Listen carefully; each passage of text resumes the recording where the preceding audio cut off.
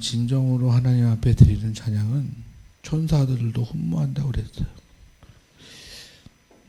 하나님께서 받으시고 기뻐하여 주실 줄 믿습니다. 박성우 장로님하고 연세가 같으시더라고요. 37년생이시더라고요. 하나님 큰 은혜가 있어서 이렇게 다시 불러주셔서 너무 감사를 드립니다. 자, 오늘 말씀은 지난주 말씀에 이어서 예수님이 이제 돌아가시고 누구 때문에 돌아가셨다고요? 우리 때문에 돌아가셨다고. 정말 예수님이 돌아가는 현장은 악으로 가득 찼죠. 어둠으로 가득 찼죠. 어둠의 사람들로 가득 찼죠. 그런데 거기서 한 줄기 빛으로 주님께서 계셔서 그 어둠을 다 빛으로 바꾸셨어요. 그러려면 얼마나 큰 에너지가 있어야 되냐면 우주의 에너지가 있어야 돼요. 우주 전체가 어두운데 그것을 다 빛으로 바꾸시려면 엄청난 에너지가 있어요. 그게 예수님의 희생적 아가페 사랑입니다. 그 사랑이 우리를 구원하신 거예요. 사람들은 다 믿지 않고 사람들은 그렇게 예수님을 죽이려고 했지만 예수님은 그렇게 살리려고 했어요.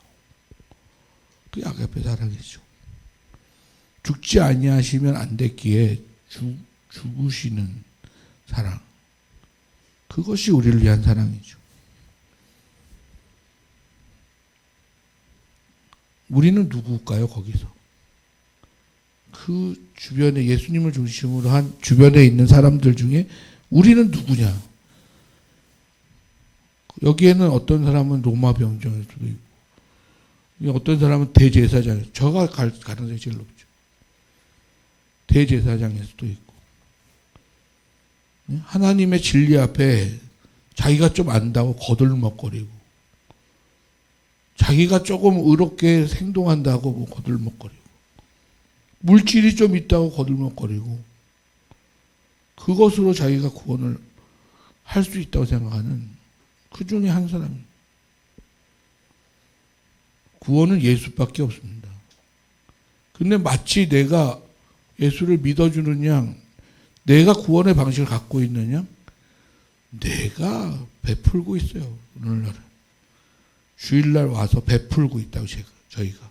시간 내어줘서 이렇게 왔는데, 돈을 헌금으로 내가 쓸 걸 안 쓰고 하나님한테 드렸는데, 그걸 갖다가 헌금으로 드린 게 아니라 그냥 마치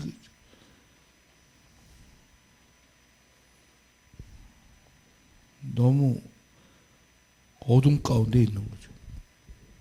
근데 오늘날도 예수님께서는 여러분 옆에 오늘 이 주일에 찾아오셔서 여러분을 어떻게 해서든 살리려고 당신을 죽이시는 그런 사건을 일으키고 계시단 말이에요. 그런데 어떻게 주의를 범하냐고요. 이러면 율법이 될 수가 있잖아요. 그죠? 그 사랑을 아는데 어떻게 내가 주님을, 오늘 새벽에 제가 옛날 첫사랑이 다시 막 살아나는 것 같은 그런 말씀이 오늘 아침에 있었어요. 라헬을 야곱이 사랑함으로 7년 동안 일을 하는데 그 7년이 며칠 같았더라. 얼마나 큰 사랑이면 그러냐는 거예요. 7년이 며칠 같아요. 하나님을 사랑하면, 예수를 사랑하면 어떻게 변해야 되는 거예요?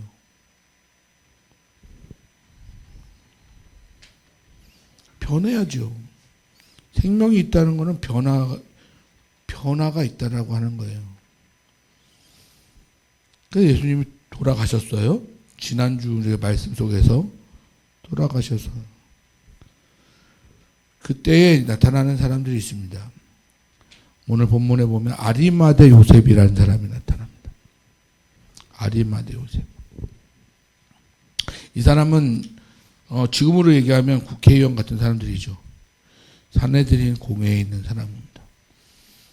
그리고 오늘 본문에 보면 그는 부자라, 부자 요셉이다.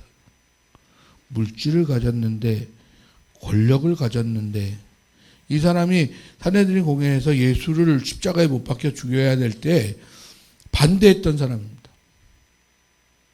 그거는 반대했다라고 하는 거는 성경을 좀 더 관점 있게 봤다는 얘기죠. 성경은 어떻습니까? 구약이 있고 신약이 있잖아요. 예? 구약은 인정해야 될 게 있어요. 너희의 근원이 어디서부터냐? 너희를 만드신 분이 누구냐? 창조하신 분이 누구냐?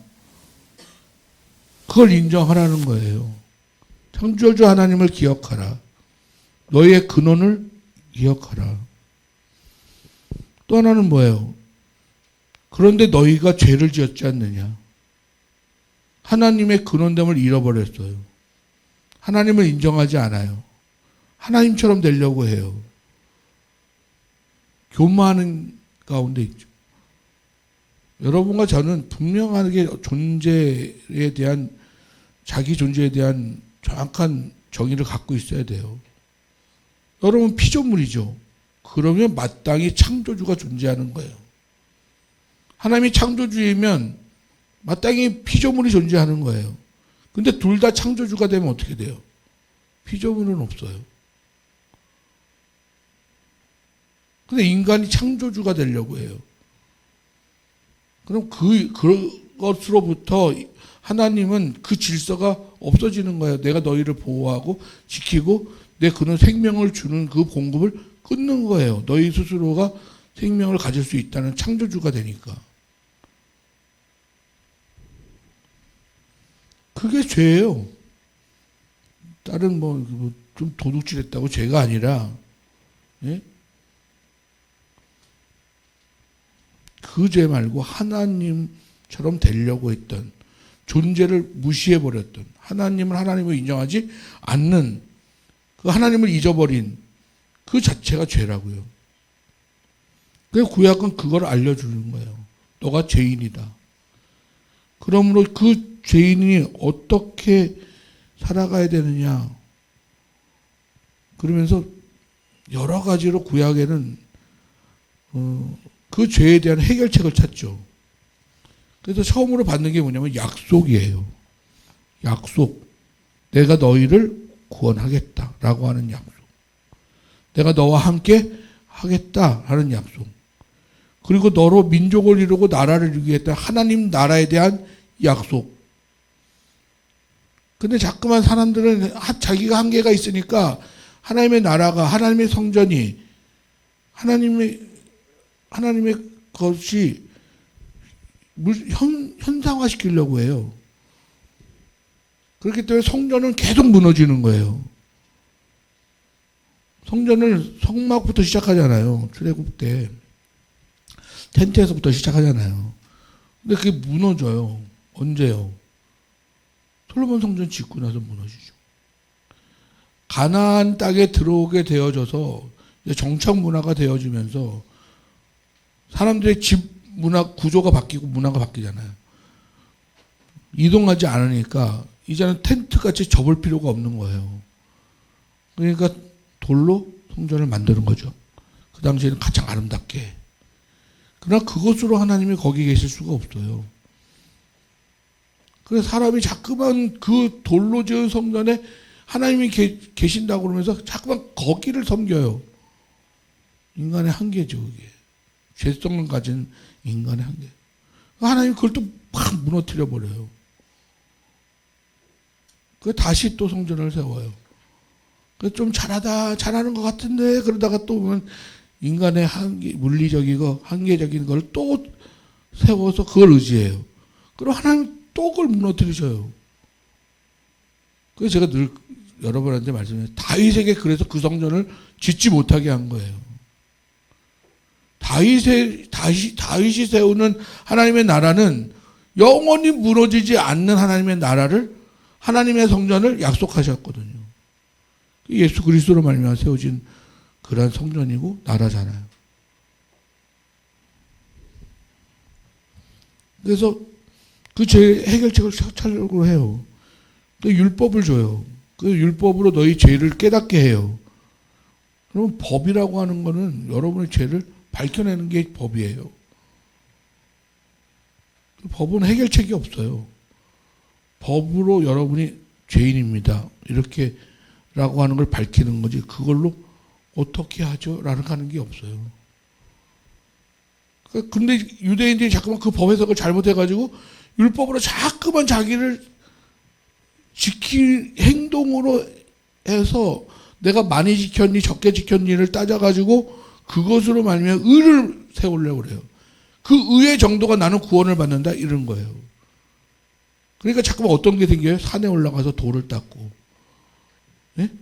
매일매일의 삶 속에서 내가 이게 의의 행동을 계속해서 쌓는 거예요.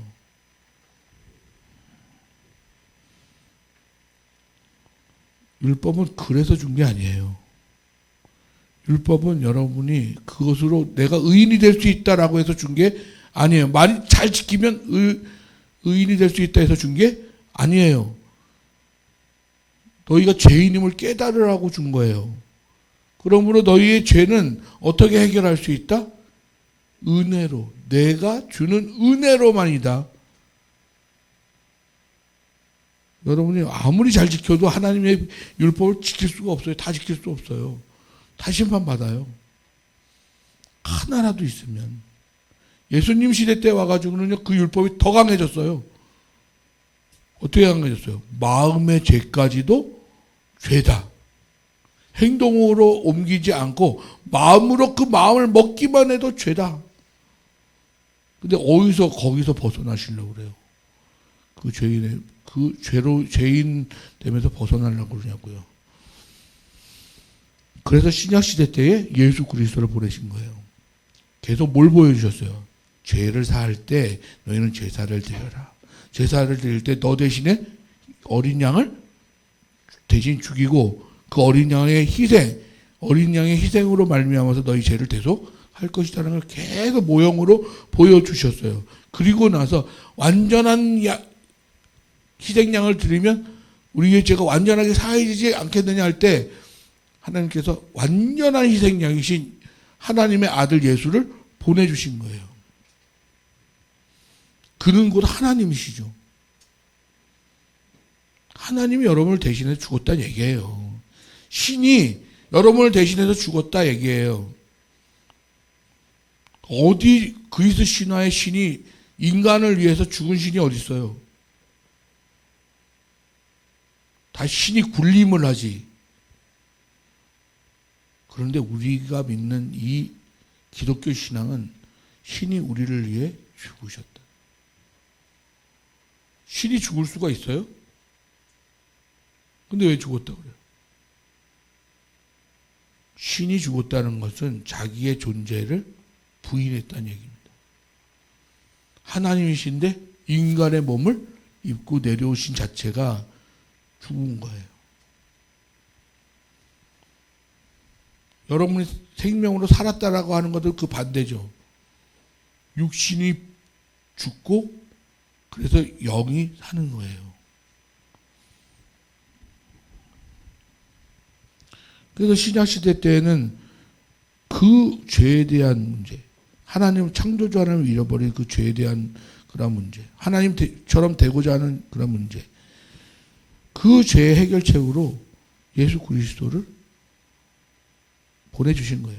그래서 엄밀히 따지면 구약은 너희 죄로 말미암아 멸망될 너희를 구원할 오실 예수 그리스도를 얘기하신 것이고 약속. 그리고 신약은 오신 예수 그리스도를 쓴 게 신약이에요. 그래서 예수를 믿으면 여러분이 구원을 얻게 되어지는 거예요. 그리고 다시 오실 예수 그리스도를 이야기하고 있죠. 자, 오늘 본문에 보면 아리마대 요셉이라는 사람은 그러한 중에도 그 어둠 가운데 있는 그 종교 지도자 중에도 반대하면서 목숨을 걸어야 돼요. 이거는 그냥 대제사장들과 장로들과 종교 지도자들이 다 반대했거든요.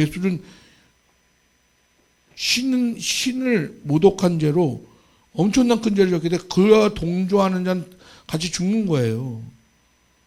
그럼에도 불구하고 이는 의인이라 그러면서 이 사람이 계속 공회에서 주장을 했어. 그가 메시아일 수도 있지 않냐. 너희가 잘못하고 있는 것 아니냐. 그러면서 끝까지 주장했죠. 니고데모라고 하는 사람은. 그러면서 그 공회에서는 이 아리마대 요셉을 뭐라고 불렀다고요?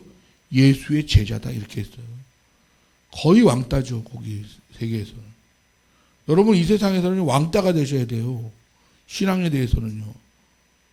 우리가 자꾸만 이제 교육 방식이 좀 바뀌면서 눈높이 교육을 가르치면서 우리가 세상하고 같이 눈높이를 맞춰서 근데 본질을 잃어버렸어요. 왜 눈높이를 맞추는 거예요? 눈높이를 맞춰서 우리 아이를 잘 교육하기 위함이잖아요. 우리가 아이처럼 되려고 하는 거예요? 아니잖아요. 아이를 우리가 교육하기 위해 눈높이 교육을 하라는 거 아니에요. 선생님들도 실력이 없어서가 아니라 그 아이를 잘 가르치려면 눈높이 교육을 하라는 거 아니에요. 그 눈높이 교육이 뭐 내가 그 어린아이 저기를 잘 맞춰가지고 내가 뭘 얻어내려고 하는 거예요? 아니잖아요. 근데 잠깐만 그렇게 돼버렸어요 지금 교육이. 눈높이 교육한다고 해요. 기독교가 잠깐 눈높이 교육을 하면서 타협을 해버려서 세상하고.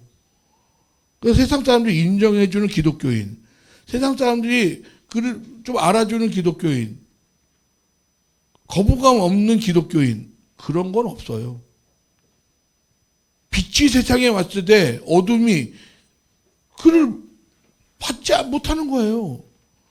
진리가 여러분 세상 가운데 나가면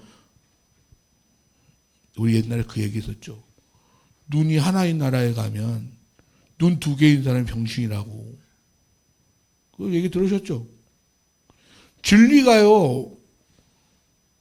진리를 들고 있는 사람이 이 땅에 세상에 지금 하나님을 잃어버린 사람이 엄청나게 많은 세상에 내가 진리를 기억하면서 걸어가죠? 그러면 인정을 못 받게 돼 있어요. 예수님도 그런 소리 들었고 바울도 그런 소리 들었고 성경에 어디 그렇지 않은 사람이 없어요. 노아도 그랬지. 노아. 꿈쟁이 요셉은 안 그랬을까요? 다 그랬죠. 그런데 왜 우리 지금 이 시대에 사는 기독교인들은 왜 본질을 잃어버렸냐는 거예요. 그런 공예 안에서도 내가 정말 내 신앙, 하나님 앞에서의 신앙을 철저히 지켜내셔야 되는 거잖아요. 근데 여러분 사람의 눈치, 사람에게 좋은 사람, 사람에게 착한 사람으로 여겨지기를 바라면 삶은 편하죠. 그러나 진리는 묻혀버려요. 남 얘기하는 게 아니라 제가 그래요. 제가 주로 이렇게 사람을 좋게 에이 그렇죠 뭐 그러죠. 진리에 대해서는 그러지 말아야 되는데 언젠가는 돌아오겠지 그러면서 지금 거부감이 생기면 절대 못 받아들이면 어떡하지? 이런 생각 때문에 자꾸 뒤로 물러서는데 그러면 안 되겠다는 생각이 자꾸만 들어요. 왜냐하면 세상의 악은요. 악이 하고 싶은 대로 다 해요. 근데 선은요. 선이 하고 싶은 대로 다 못해요. 그렇지 않습니까? 그러니까 우리가 우리 본질을 아리마대 요셉과 같은 사람으로 이 사람은 부자고 권력이 있는 자인데도 불구하고 진리 가운데 굴하지 않잖아요. 예수의 제자라는 소리를 들었단 말이에요. 당당하게 빌라도에 가가지고 예수님이 돌아가셨으니 그 시체를 달라. 이렇게 해요. 이거는 이제 유대의 이 관습이에요. 유대 이 관습이 시체를 달라 하면 주게 돼 있는데 빌라도가 당장 줘버립니다. 왜 그러죠? 빌라도도 알거든요. 이 사람이 죄가 없는 사람인 걸 알잖아요. 그러니까 바로 줘버려요. 주라 명령하거늘. 그래가지고 요셉이 그 예수님의 시체를 받아다. 예수님의 시체가 어땠을 것 같아요? 그 전에 채찍을 맞아가지고요. 살이 다 뜯기고.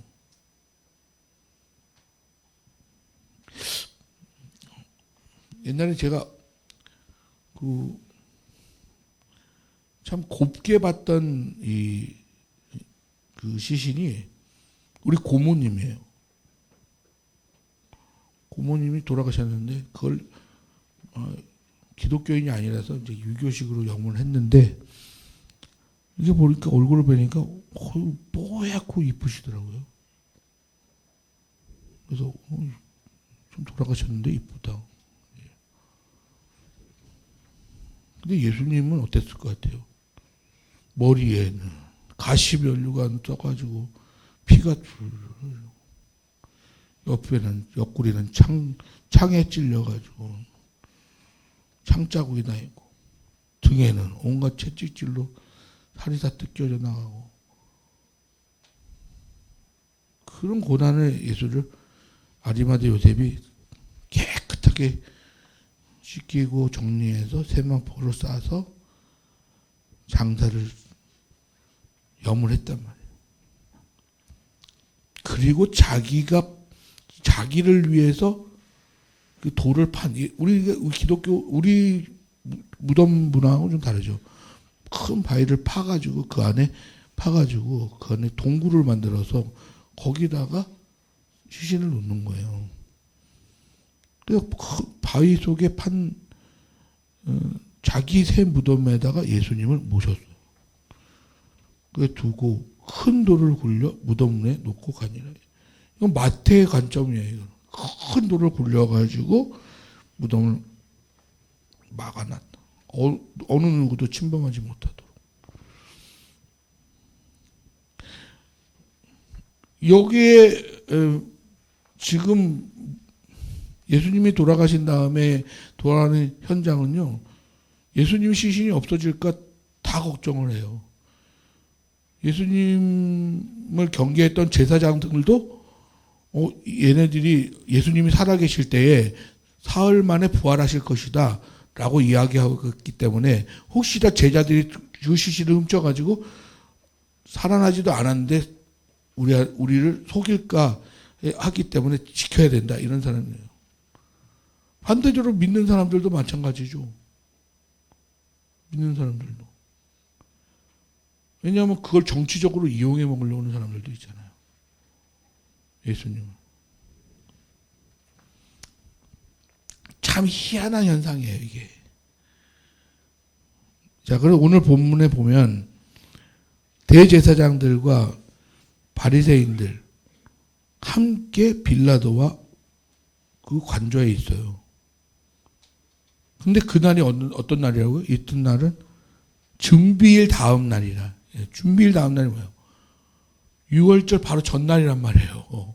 그럼 이 사람들 어디 있어야 돼요? 성전에 있어야 되잖아요. 근데 이 사람들이 관저에 모여서 빌라도하고 뭘 얘기하고 있어요? 저 속이던 자가 누굴 얘기해? 예수 그리스도를 얘기하는 거죠. 저 속이던 자가 살아있을 때에 내가 사흘에 다시 살아나리라 한 것을 우리가 기억하노라. 되게 웃기지 않아요? 제자들은 우리가 기억하노라가 없는데 이 반대쪽으로 예수님을 죽인 사람들은 우리가 그 말을 기억하노라 이러고 있어요. 오히려 이 말을 누가 기억해야 되는 거예요? 제자들이 기억하면서 예수님께서 사흘 만에 살아나신다고 그랬는데 우리가 거기서 기다려야지. 무덤에서 이게 지키고 있어요. 기다리고 있어야 되는데 오히려 죽인 자들이 그걸 기억하면서 살아나면 어떡하지? 또 제자들이 그것을 이용해 가지고 시신을 훔쳐다가 거짓말을 꾸미면 그래서 이 거짓을 계속하면 어떡하지? 그래서 끝까지 지켜야 됩니다. 이러면서 그 모의를 하고 있는 그런 현장을 보게 돼요. 오히려 들어야 될 사람 듣지 않고 기억해야 될 사람 기억하지 않고 기억하지 말아야 될 사람들이 기억하고 있는 거예요. 하나님의 역사는 이래요.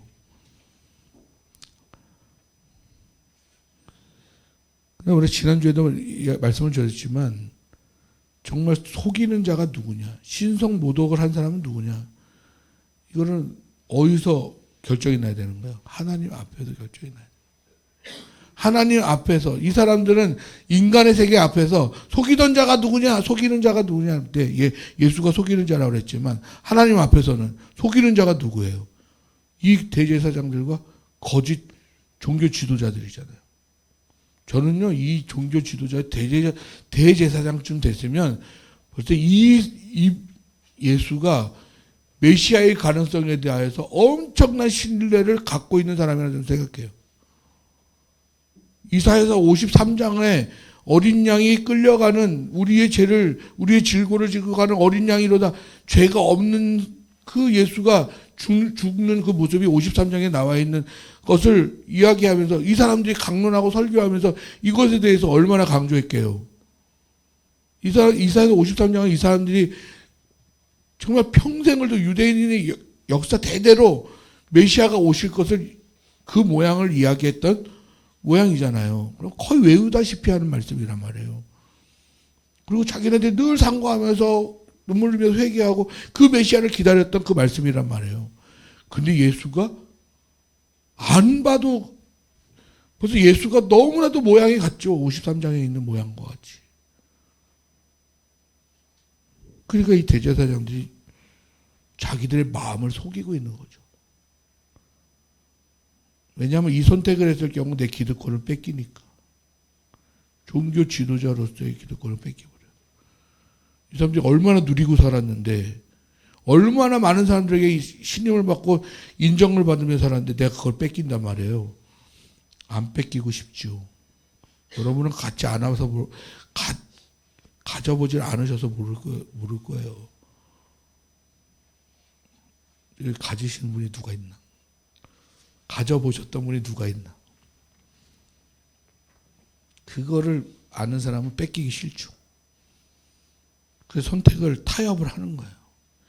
그 진리, 사실인데 그거를 인정하고 싶지 않은. 예수님이 메시아신데 그걸 인정하고 싶지 않은. 내 욕심 때문에.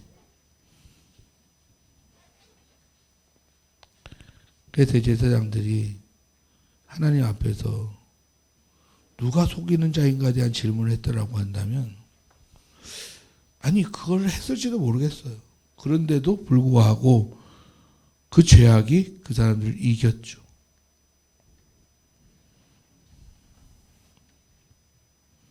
저 속이던 자가 살아있을 때에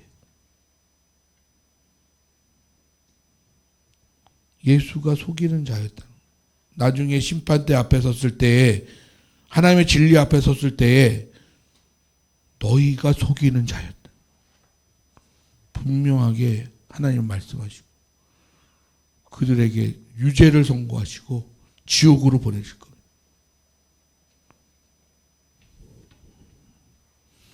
그러나 흠없고 죄 없는 어린 양이신 예수 그리스도는 그때의 모든 심판의 권세를 가지시고 자신을 믿는 모든 그러한 자들, 이런 어둠 가운데에서 끝까지 그 신앙을 지켰던 그러한 사람들, 지금의 이 어둠 가운데도 신앙을 지키고 그 믿음을 지켜낸 그 모든 사람들에 대해서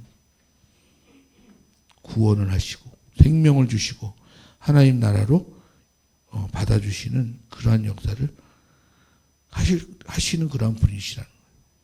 그때에 그 주님을 그 대제사장들이 어떤 얼굴로 대하겠느냐는 거예요. 그래서 그 무덤을 사흘까지 굳게 지키소서. 10절에 보면 왜 큰 돌을 굴려놨다 그러잖아요. 그거는 오히려 부활하신 예수 그리스도가 인간의 힘으로가 아니라 하나님의 힘으로 부활하실 것에 대한 그걸 보여주시는 거예요. 그 돌이 굴려졌을 때에는 인간이 한 게 아니다.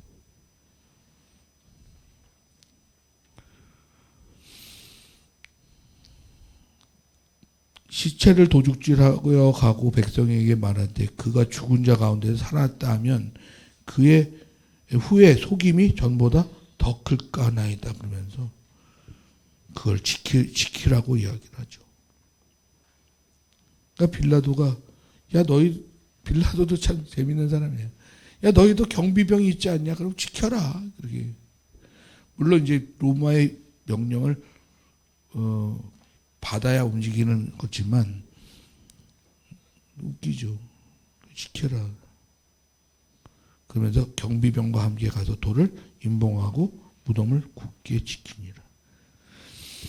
하나님의 역사는 인간이 더 강한 힘으로 막았을 때 그것이 깨트렸을 때 더 능력이 나타나는 거예요. 우리가 죄인 되었을 때 그것이 깨졌을 때 하나님이 우리를 부르시고 나 같은 사람을 부르셔서 구원하였다라고 하는 그 깨트림의 현장이 내가 강하면 강할수록요. 내가 부여하면 부여할수록 내 지식이 똑똑하면 똑똑할수록 한번 너 지킬 대로 다 지켜보고 누릴 대로 다 누려보고 그 클 대로 다 커봐라. 하나님의 능력은 어떤 조건과 환경이 없어요. 구원하시려고 하면 그 모든 것들을 깨뜨리시는 거예요.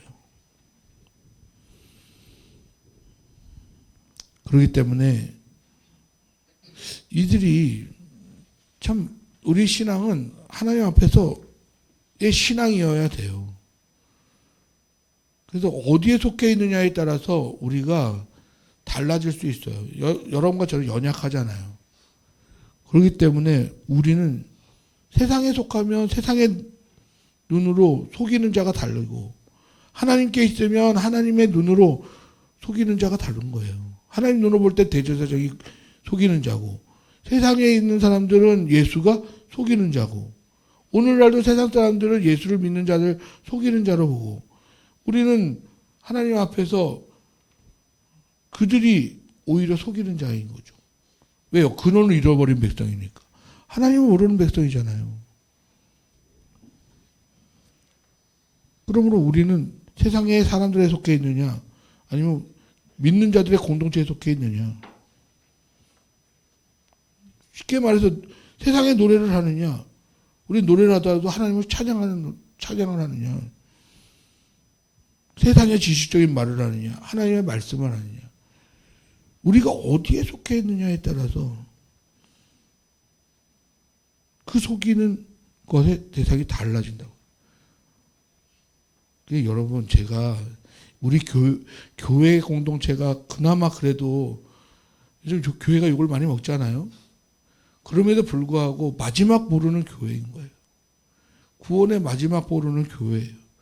그래서 하나님께서 이 교회를 빨리 회복시켜 주시기를 기도하는 거예요. 그 공동체 안에 있어야 그 속이는 자가 하나님 앞에서 인정받는 진리 가운데 드러나야 되는 거예요. 여러분이 속이는 자가 되는 것이 아니라 세상이 여러분을 속이는 자란 말이에요. 사단 마귀가 여러분을 속이는 자라고요. 여러분 육신이 영원할 거라고 생각해요. 얘기하죠. 그리고 누리고 잘 살라고 얘기하지만 이 땅에서 행복하고 잘 살라고 그러지만 우리 믿음의 공동체는 그렇지 않아요. 이 땅은 나그네 인생이고 그냥 거쳐가는 70년이요 80년에 거쳐가는 인생일 뿐이고 하나님 나라가 예비되어 있는 것을 믿고 가는 사람이다 라고 믿는 사람들이잖아요. 누가 속이는지는 한번 가서 보자 그래요. 하나님 앞에 가서. 근데 오늘날 이 시점에서는 어떻게 해요? 믿음으로 고백하는 수밖에 없어요. 믿음으로. 아리마대 요셉이 나중에 그의 믿음이 이 주님이 내가 돌아가신 예수님을 섬기고 이분의 메시아임을 믿는 그 신앙이라고 하는 게 지금 돌아가신 예수를 보고 알 수가 없어요. 근데 부활하셨을 때 어땠을 것 같아요? 아리마대 요셉이. 예수님께서 부활하셔가지고 아리마대 요셉을 어떻게 대하셨을 것 같아요? 하늘에 보시는 하나님이 아리마대 요셉을 어떻게 보셨을 것 같아요? 나중에 예수님이 오셔가지고 이 살아오는 공동체를 어떻게 보실 것 같아요? 이 공동체를 어떻게 인정하실 것 같아요? 그것은 믿음으로 이 진리 가운데 속한 하나님 앞에서라고 하는 신앙을 가지고 지금을 살아내는 그러한 사람들만 그때의 믿음이 온전히 드러나는 그때에 인정을 받게 되어지는 거예요. 그러나 보이지 않지만 그러므로 또 믿음의 길 걸어가는 거 힘들지만 끝까지 믿고 가세요. 그럼 하나님께서 여러분에게 그 진리가 드러났을 때, 예수가 부활하신 것처럼 그 진리가 드러났을 때 여러분은 다 하나님 나라에 있게 되어지는 겁니다. 그러면서 우리는 혀를 차면서 저 거짓 세상에 대해서 끌끌끌, 그러기에 진리 가운데 서 있어야지 하면서 그 영광을 누리게 될 줄로 믿습니다. 기도하겠습니다. 하나님 아버지, 거짓된 자들이 예수님의 부활의 사건을 기억하여서 그렇게 하지 못하도록 그렇게 노력을 합니다. 오히려 그들의 부정은 그렇게 될 줄 아는 엄청난 긍정에서 나온 그런 부정이 아닐까 생각합니다. 우리 믿는 자들이 사실은 그것을 기억해야 하는데, 오늘 저희가 이 말씀을 통하여서 이제 주님의 약속을 더욱더 기억해내기를 원합니다. 하나님을 기억하는 자, 또 하나님이 기억하는 자들, 그들이 곧 하나님의 백성이고 하나님의 생명을 가진 자들이라고 하는 사실을 우리로 깨달아 알게 하여 주옵소서. 주님께서 기다리는 나를 기억하는 자들이 우리가 되게 하여 주옵소서. 감사드리며 모든 말씀 우리 주 예수 그리스도의 이름으로 기도합니다.